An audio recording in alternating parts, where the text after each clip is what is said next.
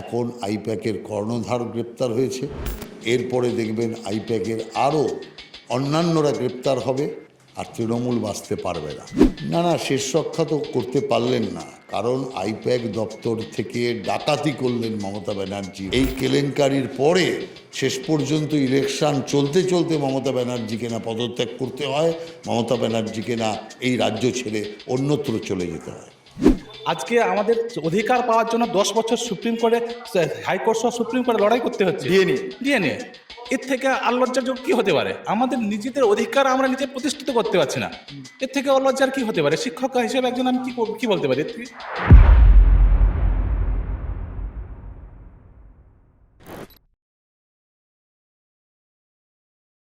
বঙ্গ রাজনীতিতে একসময় কাদের মুখ দেখা গিয়েছে? আমি যদি সাধারণভাবে দেখি, আমি শ্যামাপ্রসাদ মুখোপাধ্যায়ের নাম দেখতে পারবো। কারণ কেন জানেন তো? পেছনে তুলসী মঞ্চ, এখানে গেরুয়া ধ্বজ। আমি যদি একটু বাম দিকে যদি যাই, ঘুরছি ডান দিকে, যদিও বাম দিকে যদি যাই, তাহলে আমরা সরাসরি দেখতে পারবো একটা কমিউনিস্ট পার্টির অফিস, চণ্ডীপুরের সিপিআইএম এর অফিস।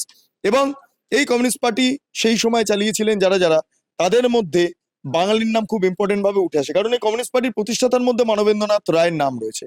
মানবেন্দ্রনাথ রায় একজন বাঙালি ছিলেন, যিনি মেক্সিকোর কমিউনিস্ট পার্টিও প্রতিষ্ঠা করেছিলেন। যাই হোক, তারপরে নেতাজি সুভাষচন্দ্র বসুর নাম প্রথমেই আনবো।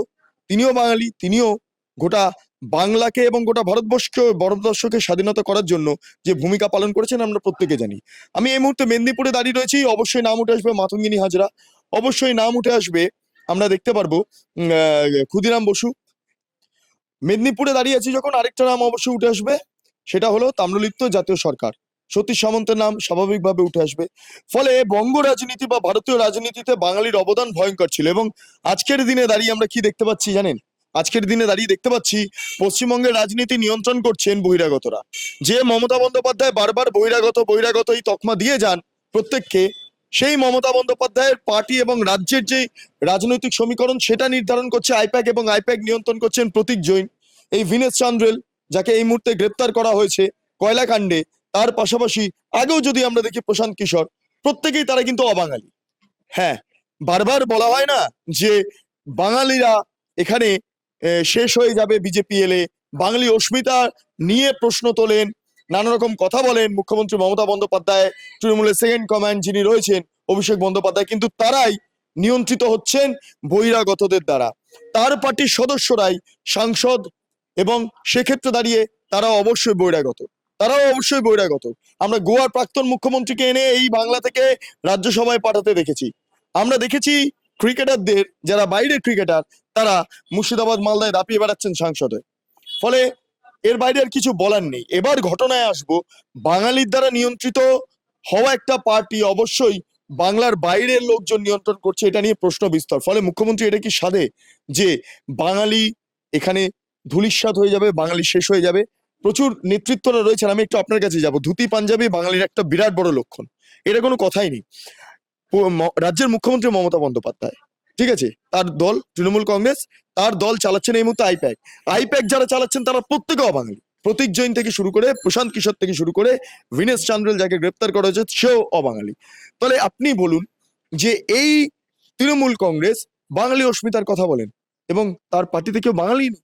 মমতা ব্যানার্জির স্বভাব হচ্ছে তিনি চিরকাল মুখে এটা বলেন, বাঙালিদের কথা বলেন, অথচ বাঙালি, বাংলা ভাষা, বাঙালিদের সংস্কৃতি এসবের থেকে তিনি দূরে থাকার চেষ্টা করেন। গিমিক করার জন্যে, মানুষকে বিভ্রান্ত করার জন্যে তিনি নানা সময়ে নানা কথা তিনি বলে মানুষকে বিভ্রান্ত করেন। আমরা মনে করি, আমরা বামপন্থীরা এটা মনে করি যে Bangla in the true sense of the term, এটা বাঙালির যা সংস্কৃতি, বাঙালির ঐতিহ্য, তাকে ধরে রাখার জন্যে যে লাগাতার প্রচেষ্টা আমরা বামপন্থীরা চালিয়ে যাচ্ছি।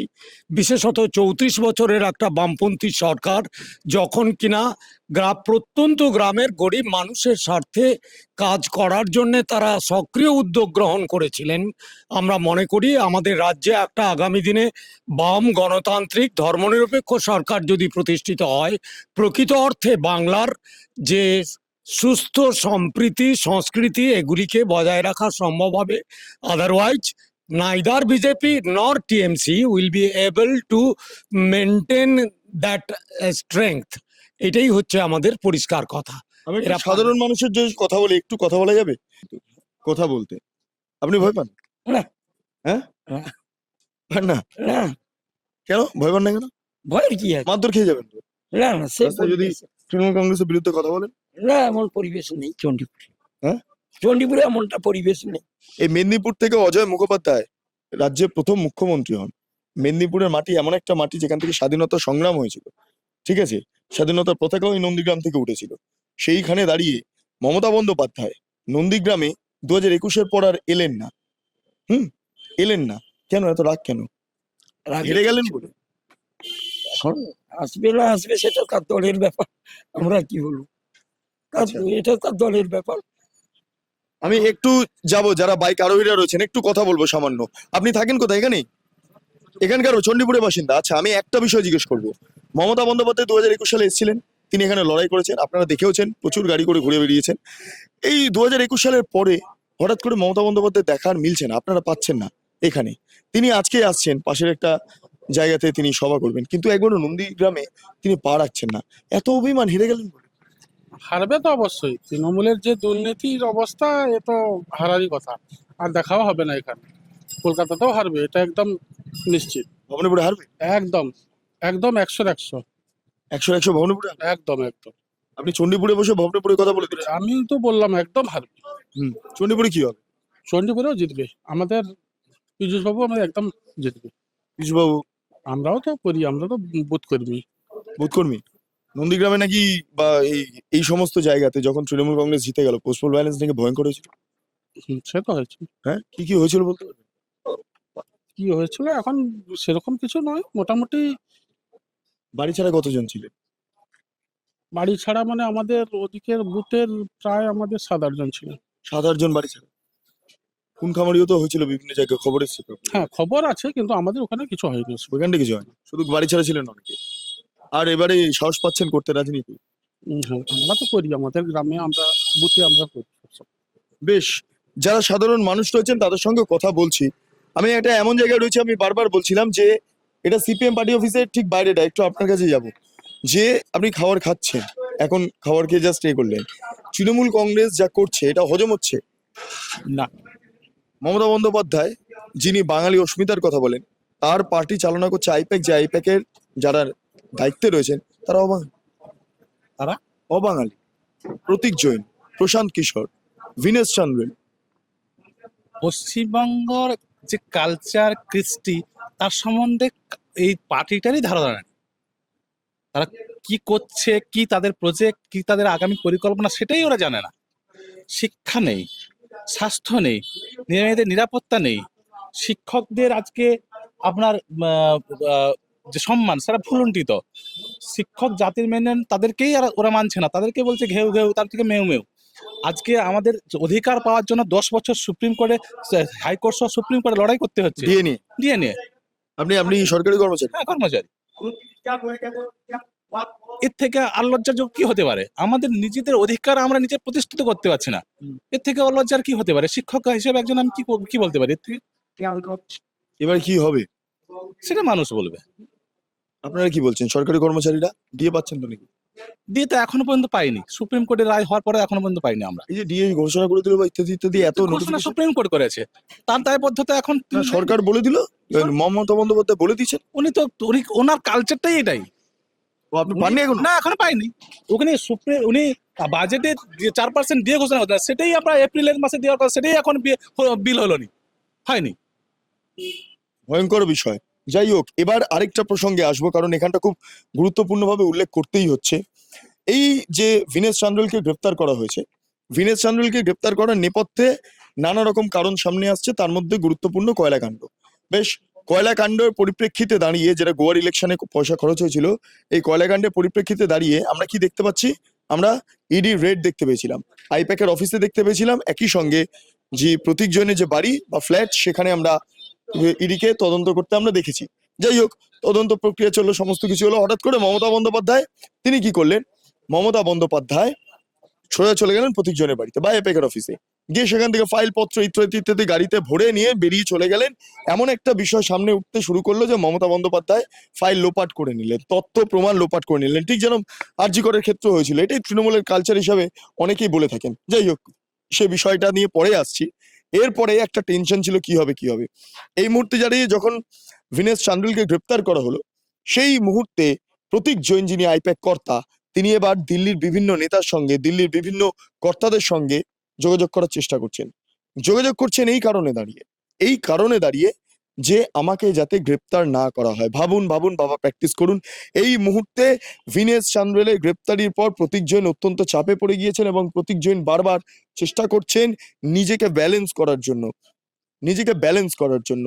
অন্যদিকে দাঁড়িয়ে শান্তনু সিনহা বিশ্বাস, তাকেও কয়লাকাণ্ডে ইডি ডেকে পাঠিয়েছিল, আবারও ডেকে পাঠিয়েছেন। শান্তনু সিনহা বিশ্বাস কোর্টে যাওয়ার চেষ্টা করছেন। যাই হোক, এই সমস্ত বিষয়টা নিয়ে যখন প্রচন্ড প্রেসারে রয়েছেন প্রতীক জৈন, যখন প্রচন্ড প্রেসারে রয়েছেন শান্তনু সিনহা বিশ্বাস, সেই মুহূর্তে দাঁড়িয়ে বিভিন্ন রাজনৈতিক নেতৃত্ব, সুজন চক্রবর্তী থেকে শুরু করে ডান বাম মধ্যপন্থী একাধিক রাজনৈতিক ব্যক্তিত্বের প্রতিক্রিয়া ইতিমধ্যে আমার প্রতিনিধি তুলিকা রায় সে নিয়েছেন, এবং সরাসরি শুনে নেব সাধারণ মানুষ এবং রাজনৈতিক ব্যক্তিত্বদের এই মুহূর্তে কি বক্তব্য এই সামগ্রিকভাবে যা ঘটছে সেইটা পরিপ্রেক্ষিতে। আমরা কিছুদিন আগে দেখেছিলাম যে আইপ্যাকের দফতরে এবং বাড়িতে ইডি হানা দিয়েছিল, মুখ্যমন্ত্রীকে পৌঁছে যেতে দেখেছিলাম। এরপর এই আইপ্যাকের আরো একজন ডিরেক্টর ভিনেশ চান্ডেলের বাড়িতে ইডি গেছে এবং গতকাল তাকে গ্রেফতার পর্যন্ত করেছে। এবার কি মমতা বন্দ্যোপাধ্যায়ের যে পোল সেটা খুলবে? অনেকেই অ্যারেস্ট হওয়ার উচিত ছিল, আর অ্যারেস্ট হওয়ার কথা, হয়তো আগামী দিনেও হবে। দোষ করবে, মানুষের পয়সা নিয়ে তছরূপ করবে, যা খুশি তাই করবে, আর দেশের আইন অনুযায়ী তাদের বিরুদ্ধে ব্যবস্থা নেওয়া যাবে না, গ্রেপ্তার করা যাবে না, শাস্তি দেওয়া যাবে না, তো হতে পারে না। তবে এটা ঘটনা যে আইপ্যাক একটা ব্যবসায়ী সংস্থা, তোর একটা ভালো দল পেয়ে গেছে পশ্চিমবাংলায়। পিকের নেতৃত্বে এসেছিল, এখন প্রতীক জৈন, তো ওরা ভালো সরকার পেয়েছে, দল পেয়েছে, এবং ওদের বিরুদ্ধে এ অভিযোগও রয়েছে ওরা পদ টাকা নিয়ে করিয়ে দেয়। কতটা ইনফ্লুয়েন্স সরকারে, যেমন কে কোন কন্ট্রাক্টটা পাবে বা ইয়েটা পাবে, কাজটা পাবে, বড় বড় সমস্ত কোটি কোটি টাকার যে সমস্ত কন্ট্রাক্ট, সেটাও ওরা ঠিক করে দেয়। আর কে কোন পদ পাবে আর নমিনেশন, সেটাও ঠিক করে দেয়। মানে এত ক্ষমতাশালী, এবং ওদের কাছে এমনই কিছু রয়েছে সরকারের বা দলের, যার জন্যই প্রতীক জৈনের বাড়ি অফিস যেদিনকে রেইড হলো, সেদিনকে কমিশনার অফ পুলিশ, ডিজি এদেরকে সকলকে নিয়ে মমতা ব্যানার্জিকে ছুটতে হয়েছিল, আর বুকে করে আঁকড়ে রাখতে হয়েছিল ফাইলটা। এটা কিন্তু মাথায় রাখতে হবে। তো সুতরাং এইগুলোর থেকেই তো সব আজকে যে চান্ডিল ফান্ডিল যে অ্যারেস্ট ফ্যারেস্ট হচ্ছে, হয়তো আগামী দিনে কোন দিকে এগোবে যাই না, এর থেকেই তো বোঝা যাচ্ছে যে ওনার ওই তৎপরতা, ফাইল ছিনতাই করে নেওয়া, এসবের সঙ্গে।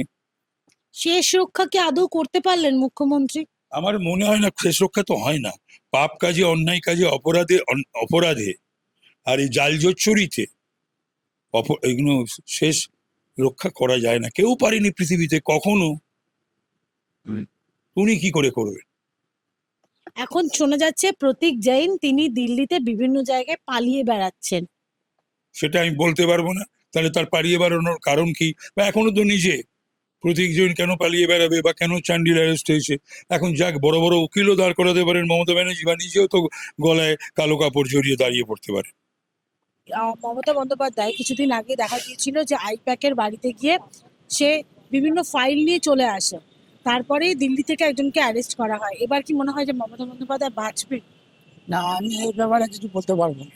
জানেন সেই ব্যাপারে? জানেন না, সেটা হচ্ছে মুখ্যমন্ত্রী যখন আইপ্যাকের বাড়িতে যখন রেড হয়, অফিসে যখন রেড হয়, সে সময় সিএম চলে গিয়েছিলেন তার বাড়িতে ফাইল নিয়ে চলে আসে। এরপরে দেখা যায় যে দিল্লিতে আইপ্যাকের আরো একজন প্রতিষ্ঠাতা রয়েছে, তার বাড়িতে হানা দিয়ে তাকে অ্যারেস্ট করে, আরো একজন ডিরেক্টরকে অ্যারেস্ট করে। তাহলে এই আইপ্যাকের যে কাজ, সেটা হচ্ছে টিএমসি সমস্ত প্রার্থী কি এজেন্ডা রয়েছে সমস্ত কিছু তাদের কাছে ছিল। এবার কি মনে হয় যে মুখ্যমন্ত্রী পার পাবে? কারণ কয়লা পাচার কাণ্ডে সেই আইপ্যাকের আরো একজন প্রতিষ্ঠাতাকে অ্যারেস্ট করা হয়েছে। সে দেখা যাক, যদি হয় তাহলে পেতেও পারে। আমার তো মনে হয় কি পাবে। পাবে। তাহলে কি সিএম যে এই এত কর্মকাণ্ড করলো, বাড়ি চলে গেল, সারাদিনের কর্মসূচি বাতিল করে দিল, নিজেদেরকে দেখতে হবে আর বুঝতে হবে কি এইসব জিনিস না হোক আগে, এইটা হলো আমার কথা। ইডি তো সেই কয়লা পাচার কাণ্ডে আরো একজনকে অ্যারেস্ট করেই নিল। সে আমি এটাই বলতাম। মমতা বন্দ্যোপাধ্যায় কি এবার পার পাবে সেটুকু? আমি তো ঠিক ভালো মতন ওরকম বলতে পারছি না কি হবে কি হবে না, কিন্তু মনে হয় হতেও পারে। না, নথি নিয়ে চলে আসছে সেটা দেখেছি আমরা টিভিতে, এছাড়া আর কিছু জানি না। তো সেই আইপ্যাকের বাড়িতে তৃণমূলের এজেন্ডা ছিল, সমস্ত নথি ছিল। এবার দেখা যাচ্ছে দিল্লিতে গিয়ে ইডির অফিসাররা সেই আইপ্যাকের আরো একজন ডিরেক্টরকে অ্যারেস্ট করেছে। এবার কি মনে হয় যে মমতা বন্দ্যোপাধ্যায় কি পার পাবে এই তাদের যে কর্মকাণ্ড? সেটা আমরা কি বলবো, আমরা তো কমন ভিউবি লয়ার নয় বা জিনিসটা জানি না, তবে গভর্নমেন্ট যে চেঞ্জ হবে এটা বোঝাই যাচ্ছে একদম। একেবারে আপনি কি চাইছেন? আমি চাইছি যে বিজেপি আসুক, একদম। বিজেপিকে 5 বছর অন্তত ক্ষমতা দেওয়া উচিত বলে আমি মনে করি একজন নাগরিক হিসাবে, এর কোনো বিকল্প নেই। আচ্ছা, এই যে কয়লা পাচার কাণ্ডে বা গোয়াতে যে নির্বাচন হয়েছিল, তৃণমূলের যে নির্বাচন হয়েছিল, সেইখানে এই কয়লা পাচারের যে টাকা, সেই টাকা ব্যবহার করা হয়েছিল এমনটা শোনা যাচ্ছে তৃণমূলের। তার সেই ঘটনার পরিপ্রেক্ষিতে একজন আইপ্যাকের ডিরেক্টরকে গ্রেফতার করা হলো। এই মুহূর্তে যে আরো একজন আইপ্যাকের কর্মকর্তা রয়েছে, সে পালিয়ে বেড়াচ্ছে, কি বলবে? এটা আমরা ততটা জানি না, যা কিছু মিডিয়া থেকে শুনেছি এটা আপনারাই বলতে পারবেন। মানে এবার কি বলবেন, এবার কি হতে চলেছে তৃণমূলের সাথে, কি আপনার কি মনে হয়? আমরা এত দূর অব্দি ঠিক জানা নেই আমাদের, বিয়ন্ড মাই নলেজ। আচ্ছা, আপনি কি বলবেন? আমি একসঙ্গে আছি, উনি যা বললেন একসঙ্গে একই কথা। না না, বলুন না, একই কথা। আপনার মতটা আমি জানতে চাইছি। কি বলবো, তো বলুন, বলেই দিলেন। আমরা চাইছি পরিবর্তন, চাইছি, ব্যাস একটাই।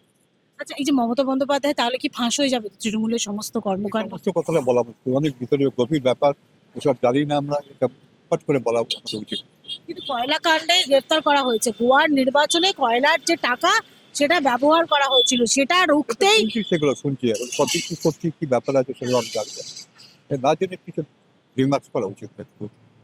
দিল্লিতে ইডি আইপ্যাকের আরো একজন ডিরেক্টরের বাড়িতে হানা দিয়ে তাকে অ্যারেস্ট করেছে। এবার কি মমতা বন্দ্যোপাধ্যায় পার পাবেন? তার কারণ হচ্ছে টিএমসির সমস্ত নথি তাদের কাছে আছে বলে তিনি নিয়ে চলে এসেছিলেন। তারপরে গোয়ার যে নির্বাচন হয়েছিল টিএমসির, সেখানে কয়লা পাচারের টাকা ব্যবহার করা হয়েছিল। সেই ঘটনাতেই আইপ্যাকের আরো একজন ডিরেক্টরকে গ্রেপ্তার করা হয়েছে। সেটা ঠিক আছে, কিন্তু এই ব্যাপারে আমি বিশদভাবে কিছু বলতে পারবো না, কারণ কি এটা তো সবই ওদের ইন্টারনাল ম্যাটার, কিছু তো লুকানোই থাকে। তবে সত্যিটা উদ্ঘাটন করতে গেলে নিশ্চয়ই সিবিআই এর তরফ থেকে কিছু করাও দরকার। আমরা তো জনতা বলতে পারি যে এটা হওয়া উচিত, এটা হওয়া উচিত, সেটা পার্টিকুলারলি সেটা তো কিছুই হয় না। কিন্তু যেটা হওয়া উচিত, যদি জাস্টিফিকেশন করতে হয় তাহলে ইনকোয়ারি সঠিকভাবে হওয়া উচিত। ইনকোয়ারি তো করছে, সেই জন্য ইডি যখন এখানে কলকাতা থেকে কিছু করতে পারলো না, তারপরে দিল্লিতে সেই যোগসূত্র পাওয়া গেল, তথ্য পাওয়া গেল বলে সেখান থেকে। আর সেটা ওরা করুক, আমি বলতে চাইছি যে যদি জাস্টিফিকেশন করতে হয়, পাবলিক কিছু বললো, সেটা তো আপনি জাস্টিফিকেশন নিতে চাইছেন আমাদের কাছ থেকে, কিন্তু আমি চাইছি যে অবশ্যই সেটা সঠিকটা সামনে আসুক, না যে সঠিকটা কি। হ্যাঁ, সেটা করুক, সেন্ট্রাল থেকে করুক, সেটাকে জাস্টিফিকেশন করুক যে কেন ওটা উনি এরকমভাবে ওটাকে সাক আপ করলেন, আর কেনই বা ওটাকে আবার মানে এইভাবে সবটাই তো ব্যাক সাইডে চলে যায়, আমরা তো পাবলিক কিছু জানতে পারি না। ওটা সামনে আসুক, আমি জানতে চাই। আচ্ছা, বীরেশ চ্যান্ডেল অ্যারেস্ট হয়েছে, এবার কি প্রতীক জৈনের পালা বলে মনে হয়? এটা ব্যাপারটা কি, এখন আশা করি ইলেকশন আসলেই আমাদের এখানে যত সিএ মানে একে ধরপাকড় ওকে ধরপাকড়, ওই সব ইলেকশনের মধ্যেই হয়। ইলেকশন গেলে আবার চাইছি, ওটা নিয়ে আমাদের আর কোনো আস্থা নেই, না আছে সিবিআই এর উপর, না আছে ইডির উপর, কারোর উপরে আস্থা নেই। আমি স্যার, তাহলে কি বলছেন গটা? এগুলো কটা কেস। দেখুন, কোর্টের জুরিসডিকশনের ব্যাপারে আমাদের ইন্টারফেয়ার করা উচিত নয়, এবং জুডিশিয়ারি হনুমানবাজি মানে অনুমান করে হনুমানবাজি করাটা খুব ভুল হবে, আশেপাশের পরিবেশ খারাপ হবে, এটুকুই বলতে হবে। কিন্তু বাংলার নির্বাচনে তো একটা হচ্ছে না, সেটা তো দিল্লিতে হচ্ছে। দিল্লিতে এখন তো কোনো নির্বাচন নেই। দেখুন, নির্বাচন আপনার উপর আমার উপর, কেউ ব্যক্তিকে বাছাই করে তার নামের ভিত্তিতে, নামের ভেতরে গুণবত্তা থাকে, কেউ বাছাই করে সে কাজ করেছে, কেউ ব্যবহার করে বন্ধু বান্ধব আছে, সুতরাং ভোটের ব্যাপার ও নিজের উপরে ওইটা আগে। মমতা বন্দ্যোপাধ্যায়কে তাহলে কিসের ভিত্তিতে করবেন, গুণের ওপরে নাকি উন্নয়নের ওপরে বাছাই করবেন? না, এটা একটা মনোপলির ব্যাপারে, যদি উনি ফিরে আসেন মনোপলি হবে, যেহেতু বিগত কয়েকটা টার্ম রাজ্যপালের মন্ত্রিসভার প্রধান উনি আছেন। আর যদি উনি না আসেন, না, আমার হচ্ছে যে আপনি কিভাবে দেখবেন মমতা বন্দ্যোপাধ্যায়? বাইরে দেখছি যে সবাই পরিবর্তন পরিবর্তন পরিবর্তন রোটে রয়েছে। এবার এর মধ্যে কিছুটা ফ্যাক্টর হচ্ছে যে আমরা যেহেতু ইন্ডিয়ান মুসলিম লীগের লোককে এখানে রেখে রয়েছি 1947-50 থেকে, ওদের ভোট নাম্বারটা ফ্যাক্টর করে মেজরিটি দাঁড়ানোর মধ্যে। এবার ওইদিকে ওদের যে ভোট যেদিকে সুইং করবে যাবে, ওরা জিতবে। আমাদের জনসংখ্যা আগেও কম ছিল, এখনো কম আছে, ফলে এবার ওরা ইলেকশনের আগের দিন ওরা তো নমাজের সময় যে প্রক্রিয়াটা হয় না, তখনই ওরা ওদের মেসেজ দেয় নমাজের সময়। ওরা মানসিকভাবে টেলিপ্যাথিক একটা ইয়ে হয়, ওরা মেসেজ দিয়ে দেয় কোন পক্ষকে ভোট দিবে। ওরা মেসেজ দেবার তাতে নির্বাচনে কি সম্পর্ক রয়েছে? নির্বাচনে ভোটের তো আপনি তো ভোট দেব, সরকার করবে। দেব, কিন্তু ওরা তো ধর্মের খাতার মধ্যে বন্ধ আছে।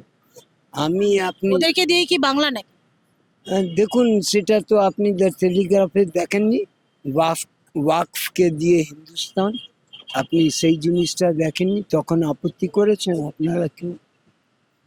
আপনি এখন একটা আপত্তিকর উদ্বেগতা প্রকাশ করলেন, কিন্তু যখন ওয়াকফ জিনিসটাকে টেলিগ্রাফের মধ্যে দিল, ওইটাই দিয়ে হিন্দুস্তান তৈরি হয়েছে, তাহলে তখন তো কেউ প্রতিবাদ করেননি।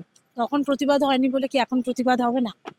সেই প্রতিবাদ আপনি করব না, সেই প্রতিবাদ করা অন্য পক্ষ আছে। যেরকম ভারত সরকার বাইরের সরকার চালায়, ওইভাবে আমাদের মধ্যে এই মাথার ভেতরে বেদনাটা দূর করার জন্য অন্য একটা দল থাকে, সব আলাদা আলাদা।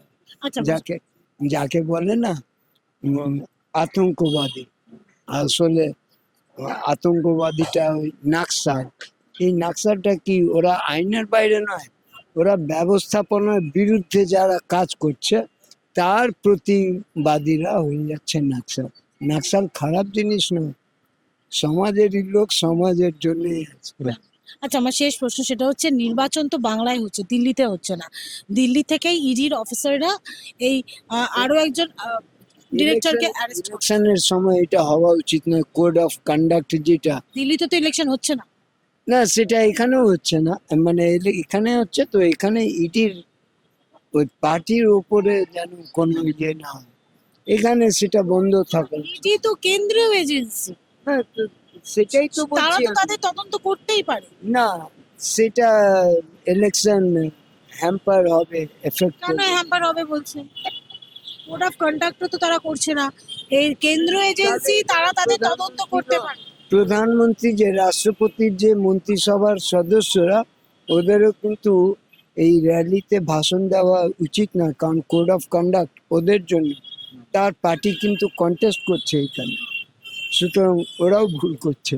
অনেকগুলো ব্যাপার আছে, আমাদের ব্যবস্থাপনা আগাগোড়ায় ঠিকভাবে চলছে না।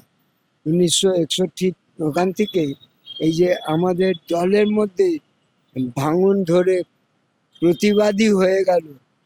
আমরা তো আগে একটাই পার্টি ছিলাম, ইন্ডিয়ান ন্যাশনাল কংগ্রেস, তার মধ্যেই তো ভেঙে ভেঙে আজকে রাষ্ট্রপতির জন্য 44টা, 22খানা এক পক্ষ, 20খানা এক পক্ষ, 42টা হচ্ছে, বাদে আরো পার্টি আছে।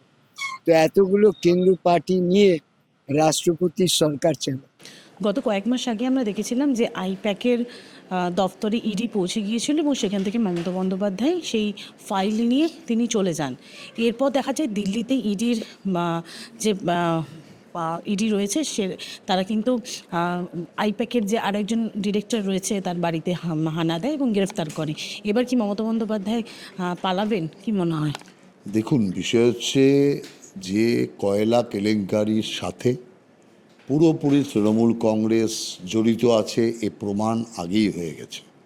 এখন পরিষ্কারভাবে দেখা যাচ্ছে যে পলিটিক্যাল কনসালটেন্ট নামে পুরোপুরি আইপ্যাক এটা হচ্ছে একটা তৃণমূলের মুখোশ। অতএব তৃণমূল ওই আইপ্যাকের মুখোশের আড়ালে সমস্ত দুর্নীতি করেছে। এখন তো কয়লা কেলেঙ্কারির প্রমাণ এসছে, এরপর আপনি দেখবেন আরও বিভিন্ন কেলেঙ্কারির সাথে আইপ্যাকের যোগসাজশ পুরোপুরি প্রমাণ হয়ে যাবে। এখন আইপ্যাকের কর্ণধার গ্রেপ্তার হয়েছে, এরপরে দেখবেন আইপ্যাকের আরও অন্যান্যরা গ্রেপ্তার হবে, আর তৃণমূল বাঁচতে পারবে না। তৃণমূল যে এই কেলেঙ্কারিতে জড়িত আছে সেই প্রমাণ পুরোপুরি হয়ে যাবে, এবং মমতা ব্যানার্জি অভিষেক ব্যানার্জি দুজনেই না পালিয়ে যায়, সেটাই হচ্ছে সবচেয়ে বড় প্রশ্ন। কয়লা কেলেঙ্কারি মানে কয়লার যে টাকা যেটা গোয়ার নির্বাচনে ব্যবহার করা হয়েছিল সেইটাকে ধামাচাপা দেওয়ার জন্য মমতা বন্দ্যোপাধ্যায় যেটা করেছেন, শেষ রক্ষা কি তাহলে হলো না? না, শেষ রক্ষা তো করতে পারলেন না, কারণ আইপ্যাক দপ্তর থেকে ডাকাতি করলেন মমতা ব্যানার্জি। ফাইল, ল্যাপটপ এবং ফোন, ভেবেছিলেন প্রমাণ মিটিয়ে দিয়েছি, কিন্তু প্রমাণ মেটেনি। তার কারণ ব্যাংকের অ্যাকাউন্টে তো প্রমাণ রয়ে গেছে, 20 কোটি টাকার লেনদেন হয়েছে। অতএব পরিষ্কারভাবে এই লেনদেন অবৈধ। এই লেনদেনের সাথে পুরোপুরি কয়লা কেলেঙ্কারির টাকা জড়িত আছে। অতএব মমতা ব্যানার্জি এবং অভিষেক ব্যানার্জি দুজনেই যেই কেলেঙ্কারির সাথে যুক্ত, এটা স্পষ্ট হয়ে গেছে। অতএব আমি মনে করি এই কেলেঙ্কারির পরে শেষ পর্যন্ত ইলেকশন চলতে চলতে মমতা ব্যানার্জিকে না পদত্যাগ করতে হয়, মমতা ব্যানার্জিকে না এই রাজ্য ছেড়ে অন্যত্র চলে যেতে হয়। এই রাজ্য ছেড়ে অন্যত্র জায়গায় এই মুহূর্তে আমাদের কাছে যে খবর, যে প্রতীক জৈন সে কিন্তু পালিয়ে বেড়াচ্ছে। না, অনেক পালাবে। প্রতীক জৈন যেমন পালিয়ে বেড়াচ্ছে লোকেরা বলছে, তেমনি আরও অনেক পালাবে। তৃণমূলের অনেক বাঘা নেতারা দেখবেন গা ঢাকা দিয়েছে কিংবা বিদেশে পাড়ি দিয়েছে, নানা রকমভাবে পালানোর চেষ্টা করবে। তার কারণ প্রমাণ হয়ে গেছে যে আইপ্যাকের এই ঘটনার পর যে কয়লা কেলেঙ্কারির প্রধান নায়ক নায়িকা তারা কালীঘাটে আছে। অতএব সেই কারণের জন্য মুখোশ দিয়ে তাদের মুখকে আড়াল করতে পারলেন না।